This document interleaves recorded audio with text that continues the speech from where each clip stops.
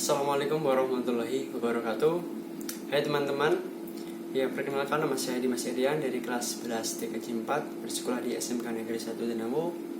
Kali ini saya akan membahas rangkuman tentang bab bandwidth dan throughput. Jadi hampir sama, dan oleh karena itu akan saya bahas pada kesempatan kali ini. Langsung saja pada yang pertama, itu ada bandwidth. Bandwidth ada dibagi dalam dua macam, yaitu yang pertama analog dan dua digital.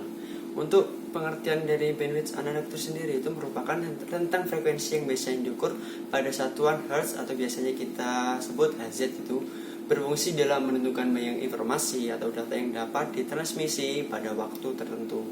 Dan untuk bandwidth digital merupakan jumlah atau volume dari suatu data yang dikirimkan lewat satuan komunikasi tanpa adanya distorsi dalam satuan bit per second. Ya, itu jadi perbedaan antara analog dan digital. Lalu perbedaan bandwidth dengan throughput. Throughput adalah nama yang diberikan kepada jumlah data yang dapat dikirim dan diterima dalam jangka waktu tertentu. Dengan kata lain, throughput mengukur tingkat keberhasilan pesan sampai di tujuannya. Ini adalah ukuran praktis pengiriman paket aktual daripada pengiriman paket teoritis. Throughput rata-rata memberitahu pengguna berapa banyak paket yang tiba di tujuan.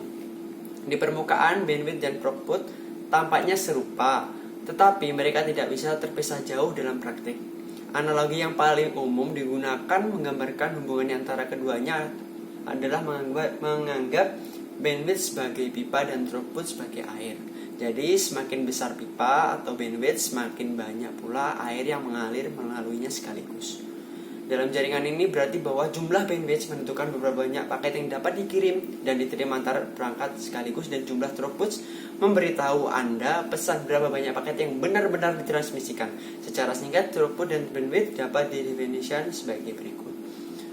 Throughput adalah istilah yang digunakan untuk berapa banyak data yang ditransfer dari sumber ke tujuannya dalam jangka waktu tertentu. Dan untuk bandwidth adalah istilah yang digunakan untuk kapasitas transfer maksimum jaringan. Lanjut ke fungsi penggunaan bandwidth, yaitu setelah kita membahas tentang pengertian, kita menuju ke fungsi. Untuk fungsi yang pertama sebagai media untuk pengiriman data. Jika dilibatkan dalam kabel fisik LAN, biasanya digunakan sebagai penghubung koneksi LAN dengan beberapa komputer, maka dalam hal ini mengenai bandwidth berfungsi sebagai media yang dapat menghubungkan jalannya proses transfer data. Untuk yang fungsi kedua sebagai pembatas kecepatan transfer, yaitu sebagai media penghubung jalannya proses data, namun mengenal bandwidth juga sebagai pembatas dan kecepatan transfer data tersebut. Umumnya hal ini dapat dimanfaatkan oleh para administrator guna mengelola jaringan supaya dapat terhindar dari pencurian data. Untuk fungsi ketiga sebagai pembatas kecepatan pengiriman data, jalur juga dapat berfungsi sebagai pembatas kecepatan pengiriman data dalam satuan waktu tertentu. Lanjut ke cara kerja dari penggunaan bandwidth. Untuk cara kerja sendiri, bandwidth sendiri sebenarnya masih berkaitan dengan ketiga fungsi di atas, yaitu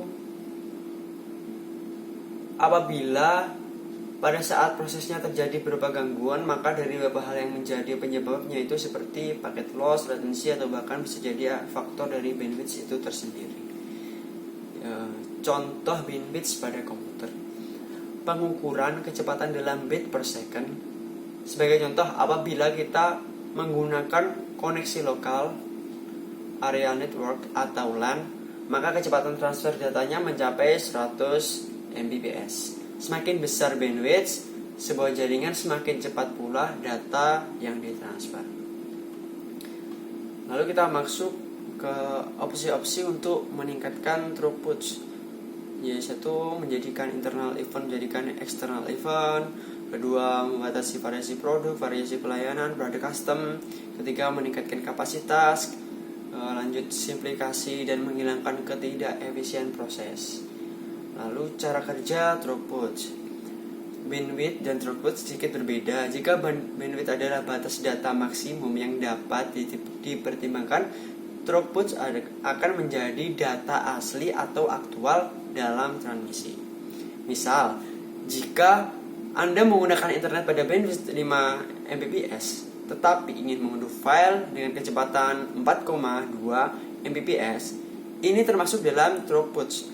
Artinya, throughput adalah kecepatan asli dari transmisi yang ditransmisikan. Kesimpulannya yang dapat ditarik adalah bahwa throughput lebih kecil dibandingkan dengan bandwidth.